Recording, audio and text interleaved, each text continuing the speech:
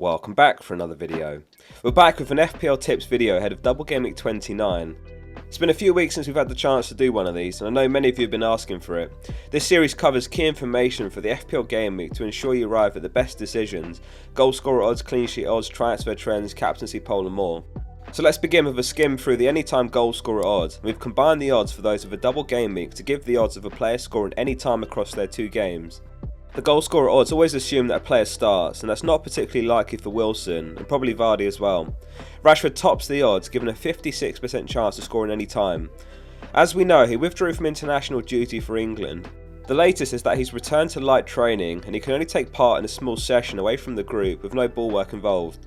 You'd expect the situation to improve throughout the week, perhaps unlikely that he plays 90 in the first game, but a strong captaincy candidate. This calendar year, only Saka's more points with 4 more than Rashford, but Rashford's played 2 fewer games. Haaland's the only single game maker among the top goal scorer odds, given a 52.5% chance of scoring against Liverpool. A real headache this week if you've got 11 players with a double game week and you're not bench boosting. A call has to be made whether to start him or to gamble benching him. He too withdrew from international duty, which might do some of us a favour if he does miss out. We hope to get clearer news as we approach the deadline.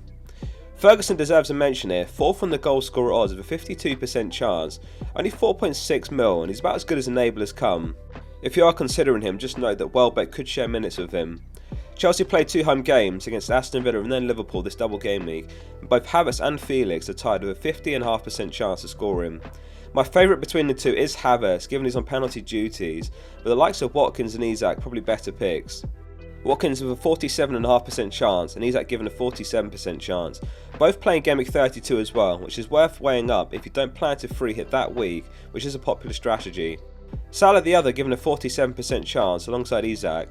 I've talked about him lots this week, with returns in 4 of his last 6, showing consistency once more, and he scored for Egypt over the break. This year he's only scored 3 points fewer than Haaland with 1 less game played, so there is a case to be made for going with Salah over Haaland, particularly if you're chasing rank, and particularly if you're not free hitting in game week 32, which is a week when Liverpool play while Man City don't. Moving on to the clean sheet odds, which are also combined for the teams with a double, which have been marked with an asterisk. The odds shown are the chances of them keeping at least 1 clean sheet across 2 games. Brighton topped the odds, given a 64% chance of keeping at least 1. Duncan Estepinian the 2 standout options in defence, and still's been the man between the sticks since game week 26. Over the last 6 matches, they've kept 3 clean sheets, which is joint most, and their 192 minutes per big chance conceded is by far best in the league over that run. Only 3 big chances conceded in 6 games. The next highest being Man City, with 5 conceded, or every 113 minutes.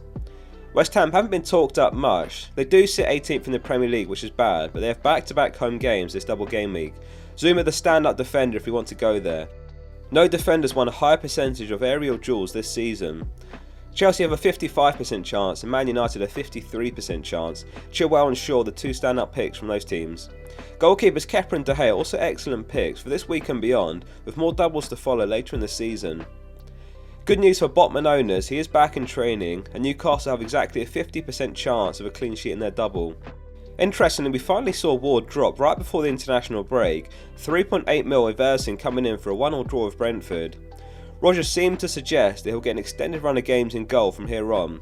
Leicester have been given a 47% chance of a clean sheet for their double away to Palace, who have just welcomed back Hodgson, and then they're home to Aston Villa. Rock bottom this week is Southampton with a 19% chance, followed by Everton with 23% chance. Moving on to the top projected points across all positions. If you'd like to dig into the top projections by position, make sure you watch the players to buy video, which will be on screen at the end. Rashford's moved up the projections after his return to training, essentially neck and neck with Bruno. Rashford projected 10 points, Bruno 9.9. Considering how close the top 3 in particular are, it does pose an interesting question on captaincy. If you're chasing rank or mini leagues and it's that close between the projections, there is the opportunity to back the lower owned player in Bruno or McAllister for the higher upside. We'll have a look at the captain poll results at the end to see which way you guys are leaning. The likes of Maddison, Salah, Matoma etc. are all excellent picks for captaincy as well. Given the strength of Brighton's double, they're all over the top projections, and if you are tripled up, then you're in a good position this week. Interestingly, Solanke's top among all forwards for projections this week with 8.2. Bournemouth have 2 home games against Fulham and Brighton. They sit 19th in the Premier League, and these are 2 huge games for them. He can certainly be the difference maker for them. If you're looking for a super differential, Burn might be the answer, projected 7.9 points. It's a shame he's not continued from the heights of last season where he scored 206 points. Only a handful of players even passed the 200 point mark every season, which is testament to how good he was. Only 4 goals and 5 assists this season, but he has got it in him to deliver big. If this video has been useful so far, please hit like and make sure you subscribe to the channel for more FPL content to come this week. So a quick look at the most transferred players next, starting with the most transferred in, and it's Mitoma top with just over 200,000 transfers in. There's unbelievable value in the Brighton mids. They will share the points and it's hard to argue the best two.